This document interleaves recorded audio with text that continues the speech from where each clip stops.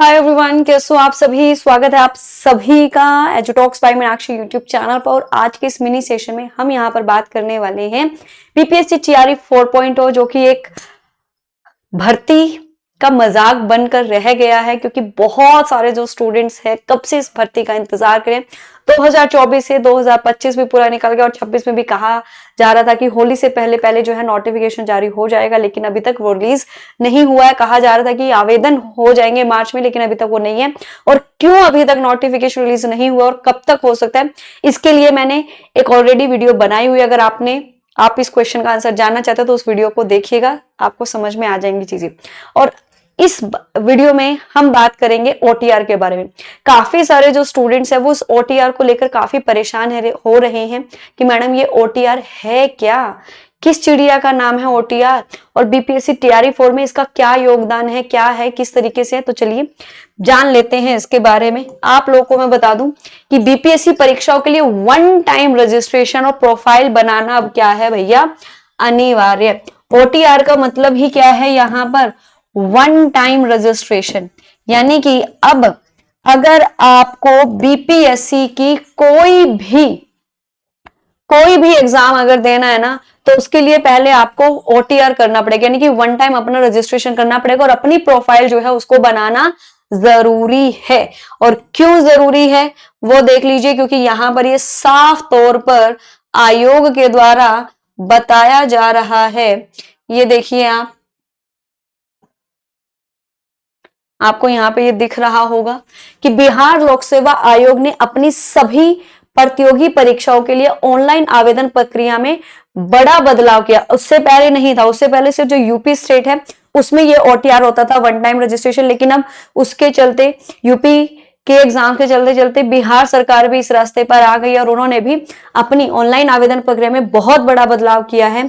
आयोग ने अभ्यर्थियों के लिए वन टाइम रजिस्ट्रेशन और प्रोफाइल बनाना अनिवार्य कर दिया गया।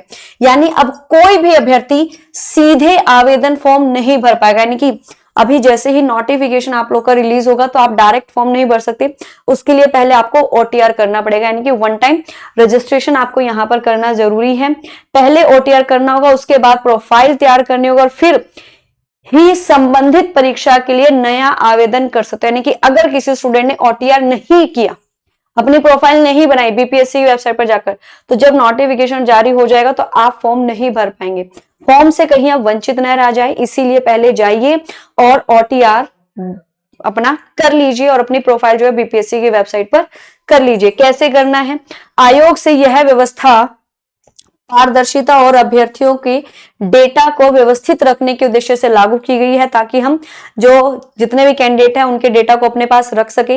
नई प्रक्रिया के तहत पहली बार परीक्षा देने वाले अभ्यर्थियों को 3 चरण पूरे करने होंगे। पहले चरण में ओटीआर, इसके बाद दूसरे चरण में विस्तृत प्रोफाइल बनानी होगी और तीसरे चरण में संबंधित जो परीक्षा है उसके लिए आपको आवेदन करना पड़ेगा। ठीक है। ओटीआर के दौरान अभ्यर्थी को अपना नाम, पिता का नाम, जन्म तिथि, लिंग, आधार नंबर सहित अन्य आवश्यक जानकारियां देने, मतलब जो आपकी बेसिक डिटेल्स है, जो आप एक फॉर्म भरते हुए देते हो वही सारी बेसिक डिटेल देकर आपको अपना यहाँ पर ओटीआर करना है। इस प्रक्रिया में ईमेल वेरिफिकेशन भी आपका अनिवार्य रहेगा। एक बार ओटीआर पूरा होने के बाद अभ्यर्थी को एक यूनिट नंबर दिया जाएगा, जो भविष्य में बीपीएससी की सभी परीक्षाओं, यानी कि आप जितनी भी परीक्षाएं हैं उसमें काम आएगा।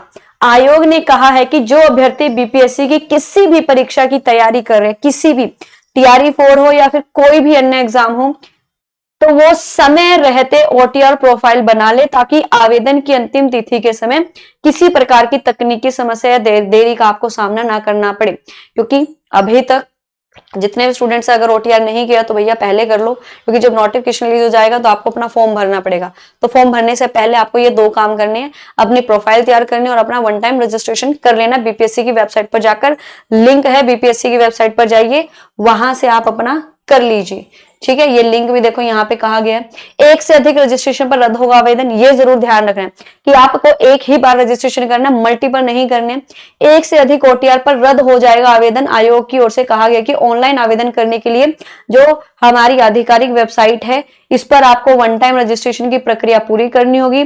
अभ्यर्थी वेबसाइट पर न्यू यूजर रजिस्ट्रेशन पर क्लिक करके सभी जानकारी देंगे और यह ओटीआर भविष्य में आयोग की ओर से प्रकाशित होने वाली सभी भर्ती विज्ञापनों पर मान्य रहेगा। एक ही बार आपको बस रजिस्ट्रेशन करना है, फिर फ्यूचर में आप कोई भी अगर वैकेंसी कोई भी फॉर्म भरेंगे तो आपका यही चलेगा।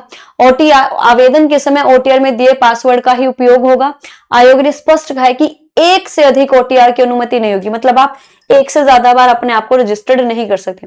एक से ज्यादा बार अगर आपने रजिस्टर्ड किया तो आप डिस्क्वालीफाई हो जाएंगे, आपका जो वो है वो कैंसिल हो जाएगा, आवेदन जो है वो रद्द किया जा सकता है।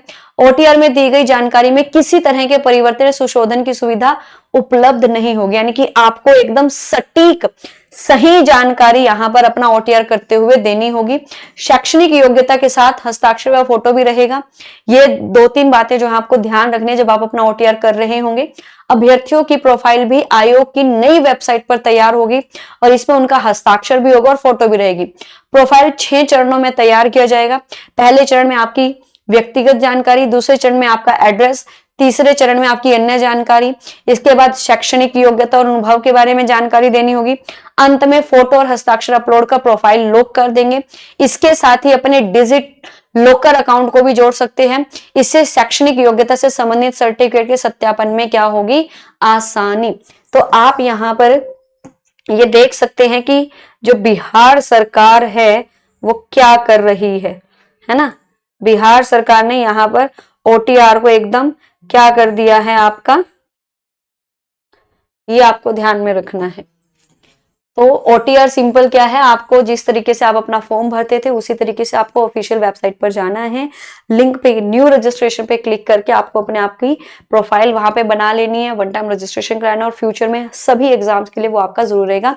ध्यान रखना, सही सटीक जानकारी देनी है, कुछ भी गलत आप नहीं दे सकते हैं और एक से ज्यादा बार आप अपना ओटीआर भी नहीं कर सकते।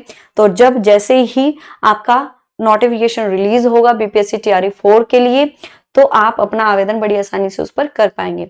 बाकी आप कौन से एग्जाम को टारगेट कर रहे हो, किस सब्जेक्ट से तैयारी कर रहे हो, वो कमेंट करके जरूर बताएगा। और जितने भी students BPSC TRE 4 commerce, accounts, business study, entrepreneurship की तैयारी कर रहे हैं या करना चाहते हैं, रोज दोपहर 3 बजे इसी चैनल पर मेरी क्लास होती है। आप उस क्लास को बिल्कुल फ्री में जुड़कर अपनी तैयारी में 4 चांद लगा सकते हैं।